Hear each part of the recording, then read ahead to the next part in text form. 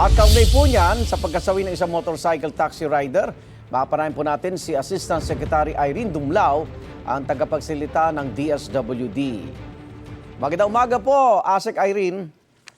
Magandang umaga, Igan. Magandang umaga din po sa lahat ng sumusubaybay ng unang hirit. May detalye na po ba tayo? Ano po ang kinamatay ng motorcycle taxi rider? At meron na ba siyang dating sakit?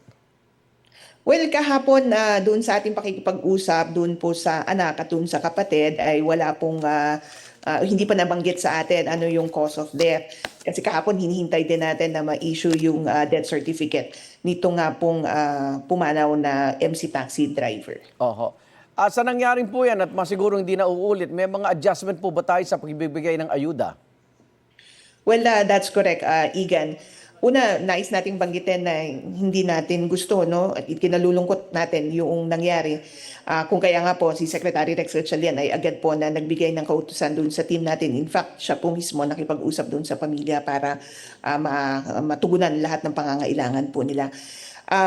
Of course, moving forward, tinitingnan natin yung iba pang mga pamamaraan kasi we recognize that we could have done better and we should have done better. And Opo. we will do better sa mga payout distribution po natin, Igan. Ito po ba motorcycle taxi riders na kumukuha ng ayuda? Taga Quezon City lang po ba lahat yan? Yung pong pupunta ng Quezon City Circle, kahit sino pong MC taxi at service delivery riders kasi Sabado at Linggo ang ginawa natin open payroll. Opo. Ibig sabihin kung saan ka pinakamalapit, maaari kang magtungo dun sa payout sites. Yan kasi naging recommendation din nung nagkaroon tayong pagpupulong with the MC taxi Okay. associations na sana hindi na sila gumastos pa ng palaki na pupunta doon sa mga payout sites. So with that, sabi namin, sige, isang payroll tayo na present in all payout sites. So that kapag ikaw ay pumunta na, halimbawa sa Quezon City, dahil yun ang pinakamalapit sa'yo, automatically, magko-cross out na yung pangalan mo dun sa ibang payout sites. Yun yung naging proseso natin doon Sabado at Linggo. Yan. Pero ito, na-monitor nyo na, inasahan nyo bang ganito kadagsa yung mangyayari po? Actually, hindi natin inasahan, Igan, na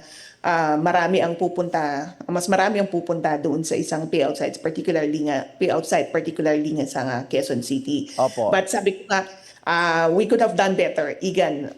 Alam namin na sana mas may maayos na pamamaraan o sistema tayo na sinagawa, like having a queuing system para ma-control din natin yung bilang ng mga drivers Opo. na pumunta sa payout site natin. So sa ngayon po, tuloy po ba yan? Titigil o malilipat po sa ibang mga payout center? Magpapatuloy tayo, Igan, Okay. sa pag-distribute, especially for those na hindi nakapag-claim nung kanila pong cash relief assistance. For the MC Taxi and Service Delivery Rider, this week, mag-a-announce po tayo ng karagdagang araw ng pamamahagi para sa mga hindi nga po nakapag-claim. Ito, paratingin din po namin sa inyo yung isang rider sa Taguig, pumila, pero ibang tao naman daw ang nakakuha ng ayuda. Paano pa daw yung mga verification na yan? Nakalusot po yung ganyang tao. Well, yan po yung nakausap natin kahapon Okay. dyan sa Taguig. At sabi nga natin, iimbestigahan natin ito kasi meron naman po kaming file noong pong driver's license nung individual na nag-claim po. Opo. Nung naunang payout po natin. And then kinuha rin namin yung ID nitong tao na nagre-reklamo so that maimbestigahan natin at malaman po yung katotohanan hinggil dyan. Opo. At habang nagbibigay tayo ng ayuda, syempre, abangan namin yung susunod na schedule niyan, pero naghihintay po ng sagot. Itong mga middle class, senior citizen, PWD, taxi driver, sila ba'y susunod o may inaasahan po ba silang ayuda? Well, sa kasalukuyan meron tayong pag-aaral na ginagawa para magkaroon tayo o malaman natin ano yung pwede pa na assistance na may Opo. provide sa iba't ibang mga sektor.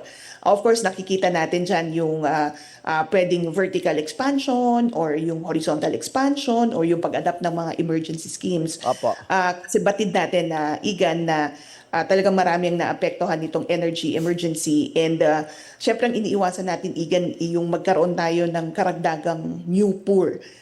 Kaya talagang pinaprioridad natin itong mga vulnerable sector para ma-caution yung impact nito nga pong energy emergency at hindi tayo magkaroon ng cases ng mga pamilya na lalong sumasadsad sa kahirapan.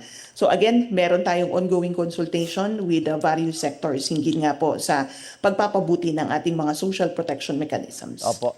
Ngayon po, paano po pabibilisin yung pamimigay ng ayuda at i-consider na rin po itong lagay ng panahon na sobrang init, Asek Dumlao?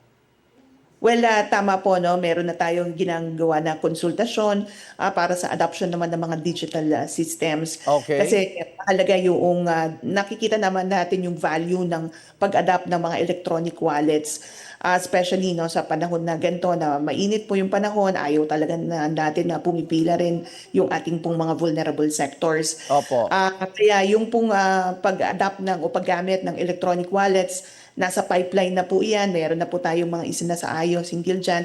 Kasi tayo rin sa DSWD, gusto po natin na maging mas efficient yung distribution ng cash aid and at the same time, makareduce din tayo ng operational and administrative costs.